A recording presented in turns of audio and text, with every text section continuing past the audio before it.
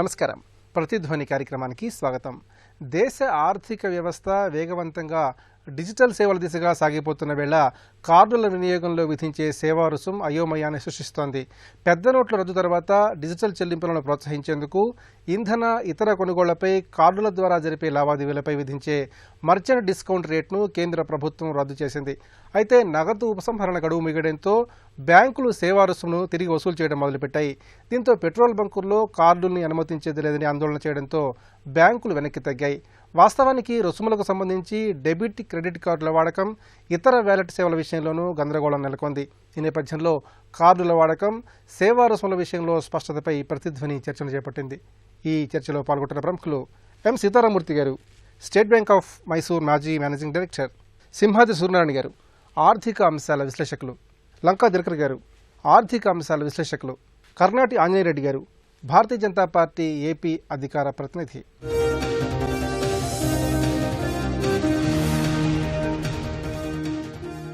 సీతారామూర్తి గారు, పెట్రోల్ బంకుల యజమానులు ఆందోళన చేయడంతో కార్డుల ద్వారా జరిగే లావాదేవీలకు సంబంధించి సేవా రుసుములు వసూలు చేయాలనే నిర్ణయానికి సంబంధించి బ్యాంకులు వెనక్కి తగ్గాయి. అసలు ఈ మర్చెంట్ డిస్కౌంట్ రేటుకు సంబంధించి కేంద్ర ప్రభుత్వం ఎలాంటి ఆదేశాలు జారీ చేసింది? డిజిటల్ పేమెంట్స్ని వృద్ధి చేయాలనేటువంటి ఉద్దేశంతో కేంద్ర ప్రభుత్వం వారు తరచుగా అనేక రకమైనటువంటి సూచనలు చేస్తున్నారు.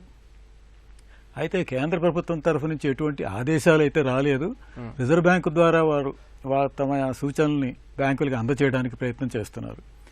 ఈ ప్రభుత్వం చేసేటువంటి సూచనలు ఎటువంటివి, వారి ఆదేశాలు, రిజర్వ్ బ్యాంకు ఆదేశాలు ఎంతవరకు మనకి తెలుసునో అనేటువంటి విషయాన్ని మనం తెలుసుకునే ముందు ఈ క్రెడిట్ కార్డ్స్, డెబిట్ కార్డ్స్ పైన ఛార్జీలు, ఎలాంటి ఛార్జీలు ఇప్పుడు చేస్తున్నారు, ఆ ఛార్జీలు ఎవరు పే చేయాలి, ఎందుకు పే చేయాలి, ఆ ఛార్జీలు తగ్గించడానికి మన పెట్రోల్ బంక్ లాంటి సేవా సంస్థల్లో కన్స్యూమర్స్ వెళ్ళి వారి సేవలను అందుకున్నప్పుడు అది కన్స్యూమర్స్ పైన భారం పడకుండా ఎటువంటి చర్యలు తీసుకోవాలనే విషయాన్ని గురించి మనం తెలుసుకోవచ్చు. ఒకటి, ఇప్పుడు ఛార్జీల గురించి మీరు అడిగారు. ఛార్జీలు డెబిట్ కార్డ్స్కి వేరే, క్రెడిట్ కార్డ్స్కి వేరే. డెబిట్ కార్డ్స్ పైన 0.25 అంటే 0.25% నుంచి 1% వరకు కూడా ఛార్జీలు చేయవచ్చునని చెప్పేసి రిజర్వ్ బ్యాంక్ వారు ఆదేశాలు ఇచ్చారు. అలాగే క్రెడిట్ కార్డు పైన కూడా ఆదేశాలు ఇవ్వవచ్చును, కానీ ఎందుకనో రిజర్వ్ బ్యాంక్ వారు ఆదేశాలు ఏమి ఇవ్వలేదు.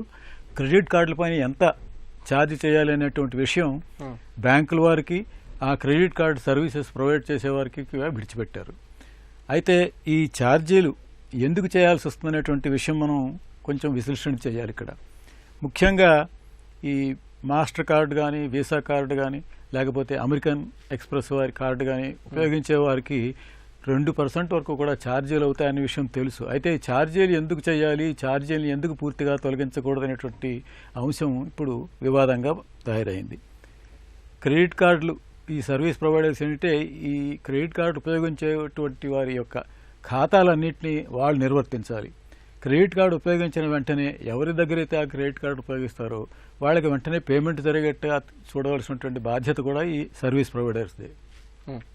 అయితే ఈ క్రెడిట్ కార్డుని ఇష్యూ చేయడం మాత్రం, అంటే వినియోగదారులకు ఇవ్వడం మాత్రం అనేక బ్యాంకుల ద్వారా జరుగుతుంది, అనేక సంస్థల ద్వారా కూడా జరుగుతుంది.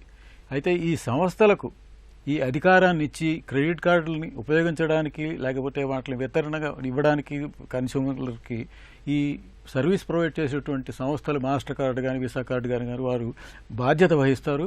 ఈ క్రెడిట్ కార్డు ఉపయోగించి మనం ఎక్కడైనా దాన్ని డబ్బుని పే చేయదలుచుకున్నట్లయితే ఆ పేమెంట్ గ్యారంటీ కూడా వాళ్ళే ఇస్తారు. దానికి ప్రత్యేకంగా వారు కొంత యంత్రాంగాన్ని సృష్టించాలి, మనుషుల్ని కూడా కొంతమందిని ఉద్యోగాల్లో నిర్వర్తించుకోవాలి. మరి కాలం నడిచిన కొద్దీ దానిపైన ఖర్చులు చేయాలి. అందువల్ల అలాగే బ్యాంకు వారు కూడా ఈ సర్వీస్ ప్రొవైడర్స్కి డబ్బులు చెల్లించాలి, వారు కూడా కొంత యంత్రాంగాన్ని సృష్టించుకోవాలి. మరి కార్డులు ప్రింట్ చేసుకోవాలి, ఆ కార్డులు ప్రింట్ చేసినటువంటి కార్డులు కన్స్యూమర్స్ అందరికీ అందేట్టుగా ఏర్పాట్లు చేసుకోవాలి. ఈ అకౌంటింగ్ అంటే సర్వీస్ ప్రొవైడర్స్కి వారు ఇచ్చే డబ్బు, వారి దగ్గర నుంచి వీరికి వచ్చేటువంటి డబ్బు, ఇటువంటి వ్యవహారాలన్నీ, ఖాతా వ్యవహారాలని కూడా వారు నిర్వర్తించాలి. సూర్యనారాయణ గారు, మర్చెంట్ డిస్కౌంట్ రేటు భారాన్ని వినియోగదారులకు బదిలీ చేయకుండా ఆ భారాన్ని తమపై మోపడాన్ని పెట్రోల్ బంకుల యజమానులు నిరసిస్తున్నారు, ఆందోళన వ్యక్తం చేస్తున్నారు. అసలు ఈ ఎండిఆర్ ఛార్జీలు ఎందుకు వసూలు చేస్తారు? వాళ్ళు ఒక ఫెసిలిటీ ప్రొవైడ్ చేస్తున్నారు కాబట్టి ఆ ఫెసిలిటీకి వాళ్ళు ఛార్జ్ వసూలు చేస్తున్నారు. సో వీళ్ళు మర్చెంట్ బ్యాంకు ఎప్పుడైతే ఆ రేటు వినియోగదారులకు కాకుండా పెట్రోల్ డీలర్స్కి వెళ్ళిందో, పెట్రోల్ డీలర్స్కి 1 లీటర్ డీజిల్ అమ్మితే వచ్చేది 2.5 రూపాయలు అట్లాగే 1 లీటర్ పెట్రోల్ అమ్మితే వచ్చేది 3.1 రూపాయి 3.2 రూపాయలు ఉంది. సో వాళ్ళకు వచ్చేటటువంటి దాని మీద ప్రత్యక్షంగా అది ప్రభావం చూపిస్తుంది. అది గణనీయమైన ప్రభావం.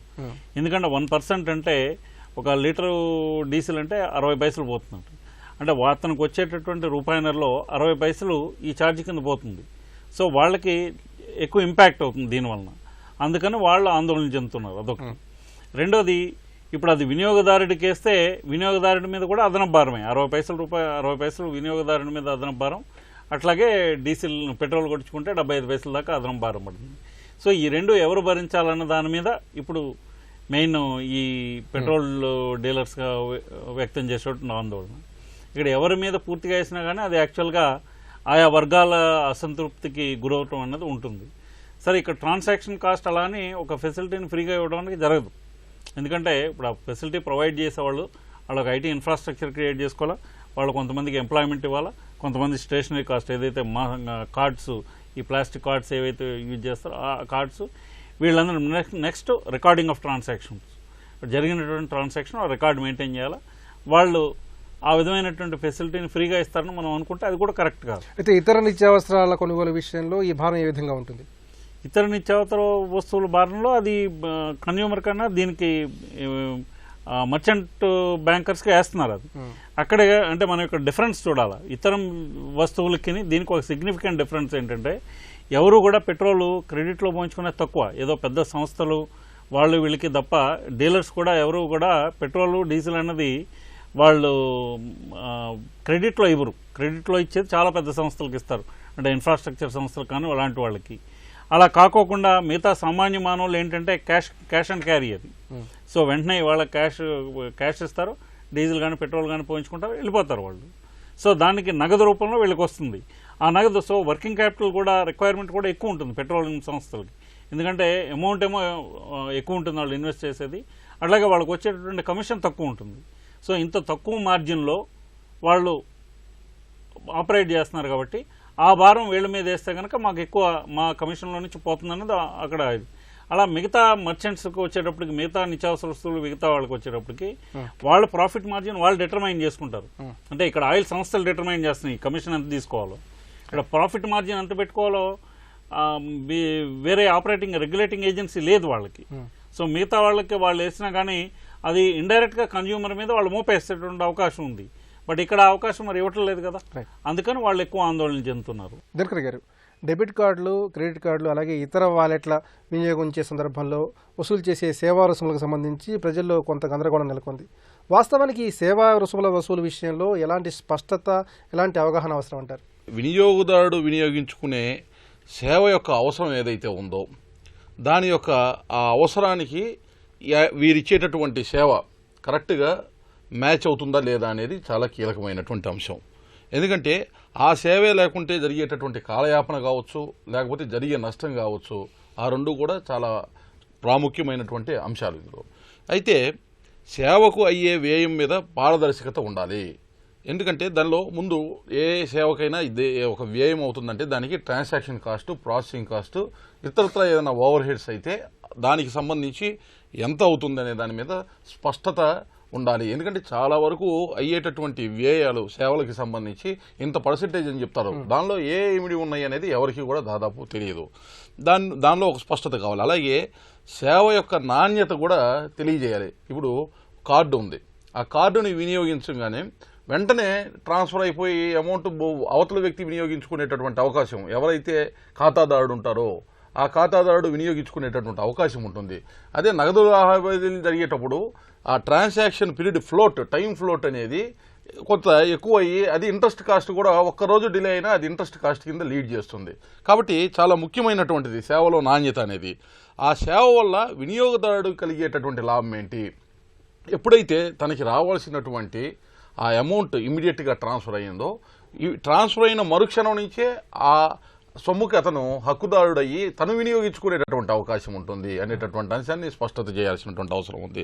అయితే సేవ చేసే సంస్థలో మానవ సేవే మాధవ సేవ అనేటటువంటి దాన్ని మర్చిపోయి కేవలం ఈ అవసరాన్నే, వినియోగదారుడి అవసరాన్నే వారి ఆర్థికపరమైనటువంటి లాభాలకి బాటలుగా వేసుకునేటటువంటి విధానం ఏదైతే ఉందో అది కొంత ఇబ్బందికరమైనటువంటి పరిస్థితులు చాలా స్పష్టంగా కనబడుతున్నాయి. ఇవాళ ఎప్పుడైతే మనం డిజిటల్ లావాదేవీల వైపు జనాల్ని పరుగులు పెట్టించాలి, ఎక్కువ మందిని డిజిటల్ లావాదేవీల వైపు వెళ్ళేటట్టు దృష్టి మరచాలి అనేటటువంటి ప్రయత్నం చేసేటప్పుడు సాధ్యమైనంత వరకు ఇటువంటి ఛార్జీలు ఏ అయితే ఉన్నాయో వేసేటటువంటి వాటికి పారదర్శకంగా ఉండేటటువంటి ఉండాలి.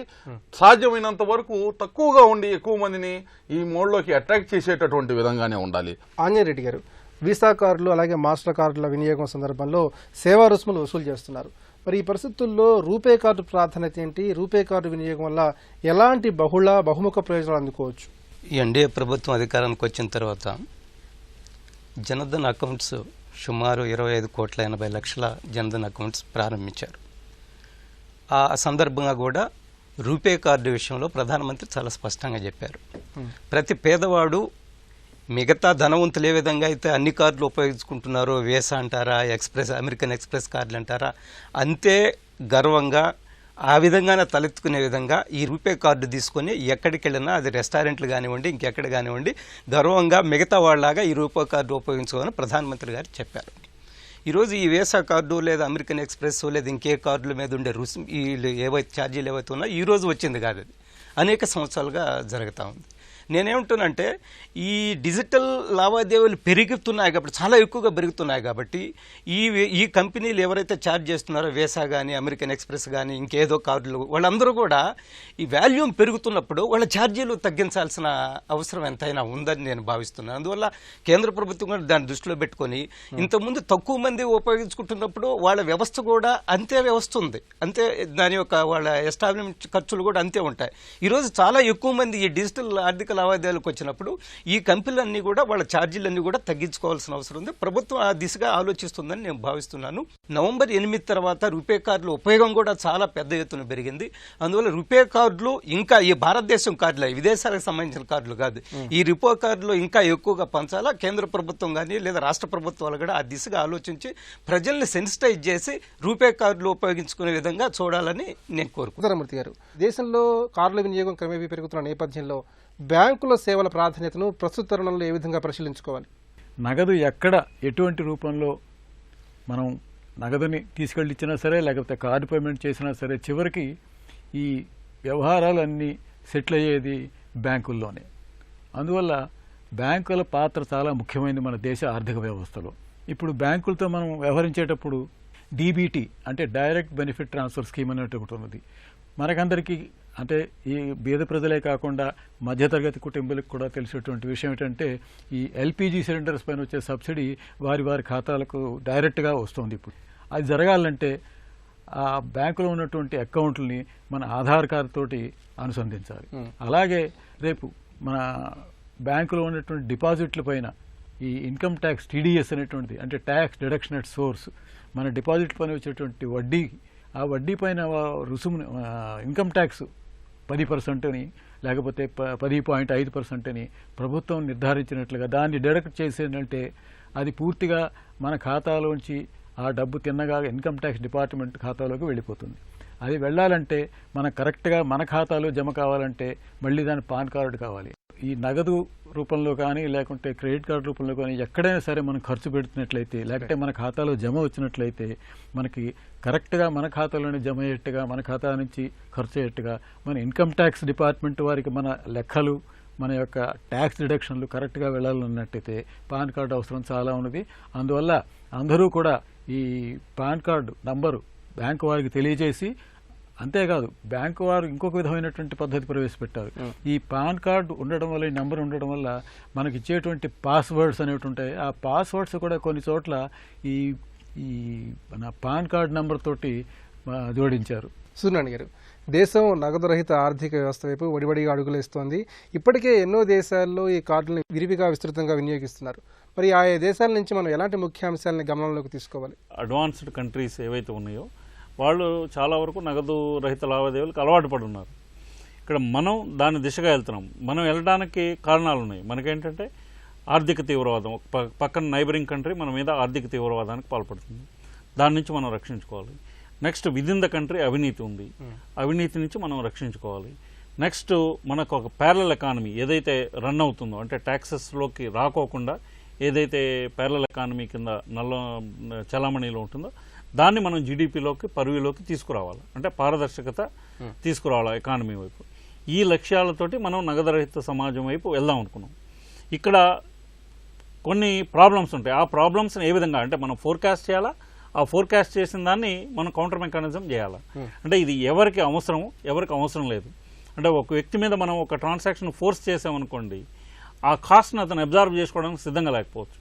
విలేజ్లో ఉన్నటువంటి ఎవరినైనా మీరు ఫోర్స్ఫుల్గా వెళ్ళి మీరు కార్డు ఉపయోగించండి లేదా నగదురహిత రండి, ఎందుకంటే వాళ్ళకి అందుబాటులో అక్కడ ఆ మనిషి ఉన్నాడు, ఆ క్యాష్ ఇస్తేనే ఆ పని అవుతుంది అనుకున్నప్పుడు అది మనం ఫోర్స్ చేయటం అనేది కరెక్ట్. సో నగదురహిత సమాజం వైపు గ్రాడ్యువల్గా ఆ జర్నీని కొనసాగించాల్సిన అవసరం ఉంది.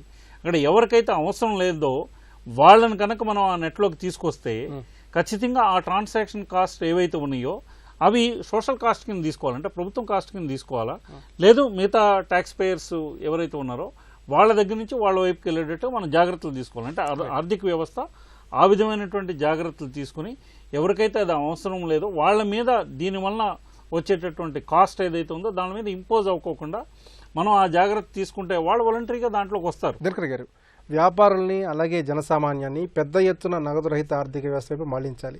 మరి ఇందుకు సంబంధించి కార్డుల లావాదేవీల విషయంలో ప్రభుత్వాలు ఎలాంటి రాయితీల్ని ప్రోత్సాహకాలని అటు ప్రజలకు ఇటు వ్యాపార వర్గాలకు అందించాలి? మొత్తం జనాభాలో కూడా 40 కోట్ల మంది వరకు కూడా రూపే కార్డులు డిస్ట్రిబ్యూట్ చేయటం, జనధన్ అకౌంట్స్కి వాటిని అనుసంధానం చేయటం మనం గమనించాం.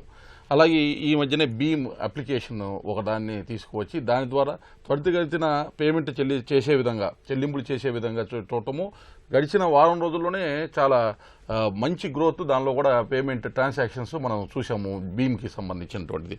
అలాగే సంబంధించినటువంటి డిజిటల్ పేమెంట్స్కి సంబంధించినటువంటి యాప్స్ ఏవైతే ఉన్నాయో వీటన్నిటినీ కూడా చేయటము, వాటిలో ట్రాన్సాక్షన్స్ జరగడానికి ప్రోత్సహించేందుకు గాను 50 రూపాయల నుంచి 1000 రూపాయలు లోపు చేసేటటువంటి వారికి దాదాపు ఒక 15,000 మందిని రోజు కూడా లక్కీ డీప్ ద్వారా వారికి ఏదో కొంత వాళ్ళని ప్రోత్సహించి ఎక్కువ మందిని దానికి ఆకట్టుకునే విధంగా ఒక ప్రయత్నం కేంద్ర ప్రభుత్వం చేసింది. దాంతోపాటు కూడా ఇప్పుడు కొనుగోలుదారులు ఎవరైతే ఉన్నారో ఆ కొనుగోలుదారులకి వ్యాలెట్ పేమెంట్స్ చేసినట్లయితే డిస్కౌంట్స్, రిబేట్స్ ఆ కంపెనీని బట్టి వాటితోటి ఏ బ్యాంకులకి వారికి టైఅప్ ఉందో వాటితో ఆ డిస్కౌంట్స్ వాటిని కూడా మనం గమనిస్తూనే ఉన్నాము. అయితే ప్రభుత్వం ఇన్కమ్ ట్యాక్స్కి సంబంధించి కూడా చిన్న మధ్య తరహా పరిశ్రమలకు సంబంధించిన కానీ వర్తక వ్యాపారస్తులకి సంబంధించి కానీ ₹1,00,00,000 లోపు కనుక వారి టర్న్ ఓవర్ ఉంటే వారికి కొంత వెసులుబాటు ఒక 2%, 1% ఇవ్వాలి అనేటటువంటి ఒక ప్రయత్నం మీద చేస్తున్నారనేది తెలుస్తుంది.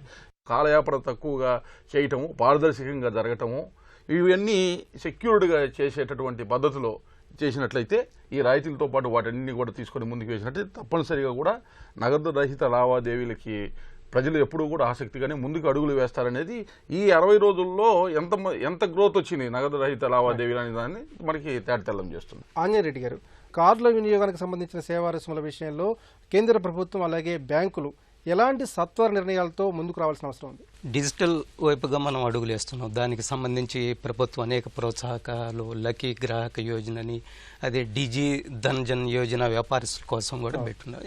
ఇవి వేగవంతం అవుతున్నాయి. అదే సమయంలో బ్యాంకులు, ప్రభుత్వాలు కూడా ప్రోయాక్టివ్ నిర్ణయాలు తీసుకొని ప్రజలను ఆ వైపుగా మళ్లించాలి. కొన్ని సమస్యలు వస్తున్నాయి. ఎందుకంటే భారతీయుల మనస్తత్వం వెస్ట్రన్ కంట్రీస్ మనస్తత్వం లాగా ఉండదు. మనం ఇప్పుడిప్పుడే ఈ డిజిటల్ కార్యక్రమాలు ప్రారంభించాం. అందువల్ల ప్రజలకి అర్థమయ్యేటట్టుగా ప్రజలు దా వైపు మళ్లే విధంగా కొన్ని ప్రోత్సాహకాలు ఇవ్వాల్సిన అవసరం ఉంది. ఈరోజు భీమ్ యాప్ చెప్పారు, చాలా సులభమైన యాప్ అది. దాని ద్వారా మనం చేయొచ్చు. అదేవిధంగా మనకి ఈరోజు యూపీఐ అనేది ఒకటి ఉంది. దాని ద్వారా నాకు తెలిసి ₹1,00,000 మనం ట్రాన్స్ఫర్ చేసినా కేవలం 45 పైసలే పడుతుంది. ఇటువంటి అన్నిటిని కూడా మనం ప్రోత్సాహం కలగజేయాల్సి ఉంది. బ్యాంకులు, ప్రభుత్వము ఇద్దరూ కూడా ఈ డిజిటల్ వైపు నడిపే విధంగా చాలా గట్టి ప్రయత్నం చేయాలి. రెండోది, మనకి ఇంటర్నెట్ కూడా చాలా ప్రాబ్లమ్స్ వస్తున్నాయి. మనకి అంతర్జాలం కూడా మనం ఈరోజు మన ఇంటర్నెట్ స్పీడ్ ఎంతంటే మిగతా చిన్న దేశాలతో పోల్చుకుంటే కేవలం 3.2 MB మాత్రమే ఉంది. అదే మనకి దక్షిణ కొరియా, హాంకాంగ్, జపాన్, తైవాన్ లాంటి దేశాలు చూస్తే వాళ్ళు 27, 19.5, 17.1, 15. ఆ దిశగా కూడా కేంద్ర ప్రభుత్వం ఆలోచన చేయాలా. ఈ అంతర్జాలం యొక్క వేగం కూడా పెంచాలా. కన్జ్యూమర్స్కి ఎలాంటి ఇబ్బందులు లేకుండా చూడాలని నేను కోరుకుంటున్నాను. ఆర్థిక శాఖ మంత్రి గారు చెప్పినట్లుగానే ఈరోజు సర్వీస్ ట్యాక్స్ కానివ్వండి లేదా పరోక్ష ప్రత్యక్ష పన్నులు కానివ్వండి చాలా గణనీయంగా పెరిగాయి. 24%, 25% గణనీయంగా పెరిగింది. ఈ డిజిటల్ వైపు నడిచే కొంది అనేక మందిని మనం ట్యాక్స్ నెట్లోకి తీసుకురావచ్చు. ప్యారలల్ ఎకానమీ నుంచి మెయిన్ ఎకానమీలోకి తీసుకురావడం ద్వారా ప్రభుత్వం ఆదాయాలు పెంచవచ్చు. మనకి ఈరోజు దేశంలో ఉండేది ఇన్కమ్ ట్యాక్స్ కట్టేవాళ్ళు కేంద్ర ప్రభుత్వ లెక్కల ప్రకారం 3,70,00,000 మంది, 125 కోట్ల దేశంలో కేవలం 3.7 crore పీపుల్ మాత్రం ఇన్కమ్ ట్యాక్స్ కడుతున్నారు.